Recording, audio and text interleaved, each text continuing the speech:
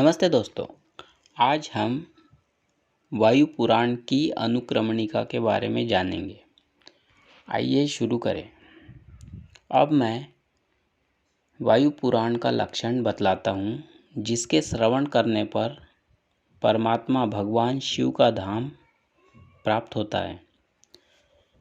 यह पुराण 24,000 श्लोकों का बतलाया गया है, जिसमें वायुदेव ने श्वेत कल्प के प्रसंग से धर्मों का उपदेश किया है। उसे वायु पुराण कहा गया है। यह पूर्व और उत्तर दो भागों से युक्त है, जिसमें सर्ग आदि का लक्षण विस्तार पूर्वक बतलाया गया है। जहाँ भिन्न भिन्न मनवंतरों में राजाओं के वंश का वर्णन है और जहाँ गयासुर के वध की कथा विस्तार के साथ कही गई है, जिसमें सब मासों का महात्म्य बताकर माघ मास का अधिक फल कहा गया है। जहाँ दान धर्म तथा राजधर्म अधिक विस्तार से कहे गए हैं, जिसमें पृथ्वी, पाताल, दिशा और आकाश में विचरने वाले जीवों के और व्रत आदि के संबंध में निर्णय किया गया है। वह वायु पुराण का पूर्व भाग कहा गया है। उसके उत्तर भाग में नर्मदा के तीर्थों का वर्णन है और विस्तार के साथ शिव संहिता कही गई है, जो भगवान संपूर्ण देवताओं के लिए दुर्गेय और सनातन है। वे जिसके तट पर सदा सर्वतोभावेन निवास करते हैं, वही यह नर्मदा का जल ब्रह्मा है, यही विष्णु है और यही सर्वोत्कृष्ट साक्षात शिव है। यह नर्मदा जल ही निराकार ब्रह्म तथा कैवल्य मोक्ष है।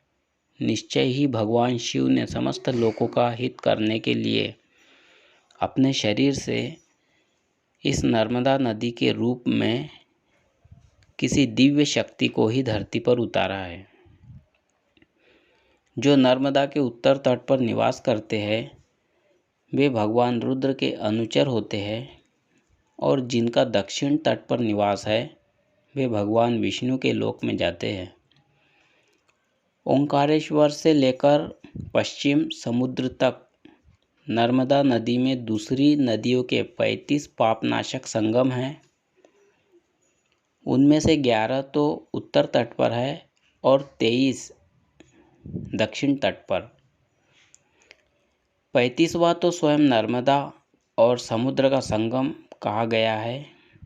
नर्मदा के दोनों तटों पर इन संगमों के साथ 400 प्रसिद्ध तीर्थ हैं। इनके सिवा अन्य साधारण तीर्थ तो रेवा के दोनों तटों पर पग पग पर विद्यमान हैं, जिनकी संख्या 60 करोड़ 60 हजार है। यह परमात्मा शिव की संहिता परम पुण्यमयी है, जिसमें वायु देवता ने नर्मदा के चरित्र का वर्णन किया है। जो इस पुराण को लिखकर गुड़मयी धेनु के साथ श्रावण की पूर्णिमा को भक्तिपूर्वक कुटुंबी ब्राह्मण के हाथ में दान देता है, वह 14 इंद्रों के राज्य काल तक रुद्रलोक में निवास करता है।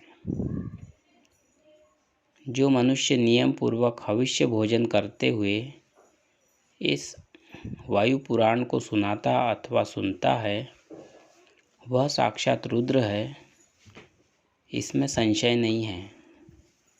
जो इस अनुक्रमणिका को सुनता और सुनाता है, वह भी समस्त पुराण के श्रवण का फल पा लेता है।